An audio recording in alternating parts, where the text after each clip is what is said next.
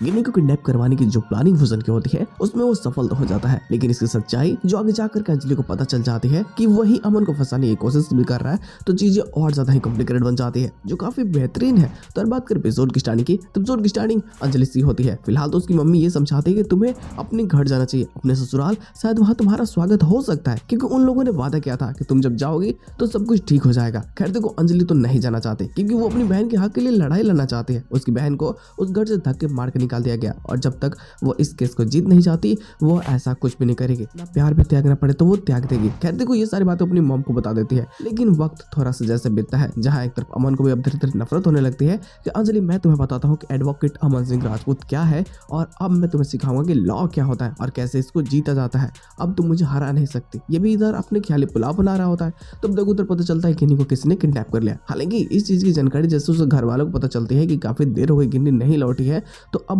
और ज्यादा परेशानियां बढ़ने लगती है, क्योंकि पद्मा सबको बता देती है कि गिन्नी नहीं लौटी है घर पे और काफी देर से भाभी आई नहीं है। अब ना यहाँ से आने सबको फोन किया जाता है, अमन घर वालों को भी, कि शायद उनको पता हो कि हाँ आखिर गिन्नी दी कहाँ पे है, लेकिन किसी को कुछ खबर ही नहीं होता है। और ये गुंडे जो भजन के होते हैं, जो काव्या के सामने ये कन्फ्यूज कर रहा होता है कि देखो काव्या, मैं तुम्हें उस घर में पक्का गारंटी देता हूँ कि लेकर के जाऊंगा। और कहीं ना कहीं वो चाहता है कि काव्या, युवराज ठाकुर, वेल उसकी माँ, सभी लोग इसका मदद करें ताकि ये एक बहुत बड़ा वकील बन सके और अमन सिंह राजपूत इस केस को हार जाए। क्योंकि जैसे केस हार जाएगा, अमन सिंह राजपूत हमेशा हमेशा के लिए अपने डैड की नजरों से हट जाएगा, और फिर वो समझ जाएंगे कि ये कभी केस को जीत ही नहीं सकता। और इसी चीज के लिए वो इन सबसे टाइप करता है, सबसे हाथ मिला लेता है, और काव्या, बाकी युवराज ठाकुर, सभी लोगों को अपने टीम में मिला लेता है कि देखो मैंने जो प्लानिंग बनाया था उसकी ही बदौलत मैंने गिन्नी को किडनैप करवा लिया है। इसका इल्जाम भी अब हमें अमन पे डालना है ताकि वो विक्टिम को ही कोर्ट ना पहुंचने दे, ऐसा सबको लगे। अगर ऐसा सबको लगेगा तो फिर सभी लोग इसके ऊपर दबाव बनाएंगे और फिर हो सकता है कि इसका लाइसेंस भी रद्द हो सकता है। अब तुम भी इसे समझ सकते हो कि कैसे भजन इस केस को और ज्यादा कॉम्प्लिकेटेड बनाने की कोशिश कर रहा है, जिसमें किसी एक की अगर जीत होती भी है तो दूसरे वाले का करियर ही खत्म हो जाएगा।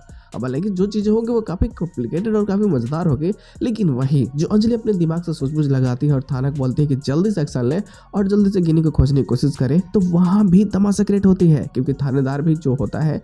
खैर सपोर्ट तो करता है अंजलि को, लेकिन उसे भी पता है कि वो जिसके खिलाफ लड़ रहा है वो लोग कितने पावरफुल हैं। और फिर तुम समझ सकते हो ना कि रिश्ते अगर एक बार खराब हो गए तो उसे सुधारना लगभग नामुमकिन हो जाएगा। और यहाँ इससे भी सारी चीजों का पता होता है, तो ये भी देर कर रहा होता है। और हालांकि इसकी जो भी छानबीन होते हैं उन सभी पर भजन भी नजर बना कर रखा होता है, लेकिन अंजलि को कुछ सबूतें मिलती है, जैसे कि खास करके भजन का रुमाल, भजन की कुछ चीजें, जिससे कि ऐसा शक होता है कि जब जब कुछ ना कुछ कांड हुआ है वहां भजन उपलब्ध था। और बस इसी चीज को लेकर के जब अंजलि छानबीन करेगी तब आखिरकार सच्चाई पता चल ही जाएगी कि भजन इन सभी चीजों में लिप्त था और उसकी ही सारी प्लानिंग थी। अमन से नफरत करवाना, गिन्नी को किडनैप करवाना, कोर्ट में इधर उधर की बातें करवाना, फिर कह लो कि सभी को मैनिपुलेट करना, काफ़ी सारे गवाह जो बाद में वो बनाएगा ताकि इन दोनों के रिश्ते भी खत्म हो सके, और काव्या को जैसे कि सपोर्ट करना, इन सभी चीज़ों के बारे में जैसे अंजलि को पता चल जाएगी तब सीधी लड़ाई भजन के साथ में होगी। और तुम सोच सकते हो कि उस समय भजन की जिंदगी की लगने वाली है बहुत ही बुरी तरीके से, क्योंकि भले ही वो एक सेक्रेटरी ही क्यों ना हो